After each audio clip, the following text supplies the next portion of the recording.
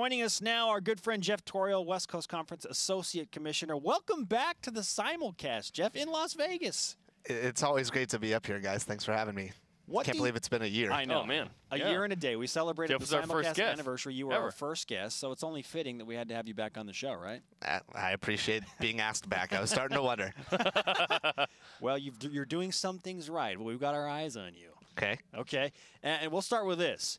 What kind of a crowd do you expect tonight for quarterfinals Saturday as 8 different men's teams take the floor in the Orleans Arena? Well, the event is sold out for the 7th year that we've been here, which we're pretty excited about. But just today, we released some standing room only tickets for tonight's sessions. They'll go on sale at 10 a.m. Pacific, so about 20 minutes from now, a walk-up crowd here at the Orleans, and those are for single day only. And then if available, we would do the same thing on Monday and Tuesday for that day's games. They're more than just games. There's other things the West Coast Conference is doing. Can you tell us some of those events?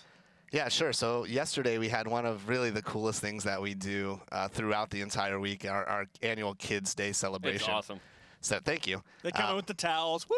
They're fantastic. So we work with the Las Vegas After School All-Stars, and they come in, and there's over 700 students from local schools, and we teach them about nutrition, and they get to interact with our student athletes, and our cheerleaders and our bands are out there, and it's just a fantastic opportunity for us as a conference and our student athletes and coaches and administrators and bands and cheerleaders to give back, because we're all so fortunate, and there are some who aren't as fortunate as we are. So it's always an opportunity to kind of appreciate what we have and certainly try and make lives better for others. Hall of Honor is something that's going on as well. Each school gets one inductee to that every year, I guess. That's correct. And this is something that we started when we came here 7 years ago to the tournament in Vegas, and the Hall of Honor really is a neat tradition, and it's a brunch that's actually going on right now over in the hotel, and there's over 300 people in there right now. This is the biggest crowd we've ever had for that, and so there's one inductee per school. Another fantastic event, and it's one, unfortunately, I don't ever get to be a part of because I'm here getting ready for the games that come up in just a couple of hours, but I try to stop by in the morning. You did, but I'd be here anyway, because I'd be watching the show. If there's extra food, let us know. We can go downstairs very easily. I've heard that breakfast is kind of the highlight of the week, and I'm not a big breakfast guy, and I've never been able to stay and partake, but that's what I've heard. We need to cover that next year. I'd like to formally Can we do it live? Can we do the show live? I'd like to formally request access to that for next year. We may be looking for an MC. Yeah, just me. We can bring Spencer too. That'd be cool. Okay. Yeah, that'd be right. cool. The Associate Commissioner of the West Coast Conference, Jeff Tourial, with us on BYU Sports Nation, live at the Orleans Arena in Las Vegas. What has the week been like for you so far, Jeff, in terms of your workload, stress level, and all that?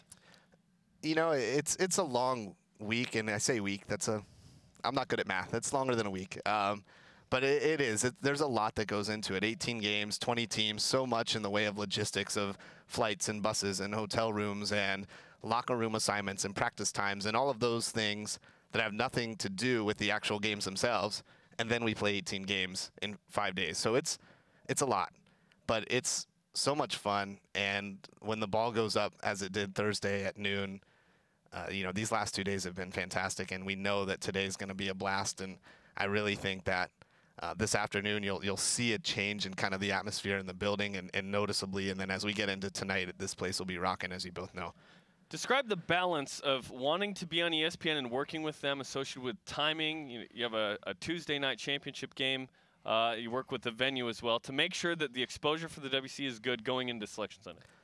Well, in a nutshell, that's my job and the exposure piece. And I don't unilaterally make any of these decisions. I want to be clear about that. But the ESPN component obviously is huge. We have 6 of our 18 games on ESPN networks on the men's and women's side. Of course, BYUtv, you guys are fantastic, and they're there for the other 12. So all 18 games on national television. Very That's cool. A pretty amazing thing. But the ESPN piece is certainly huge. I mean, ESPN's in 94 million homes.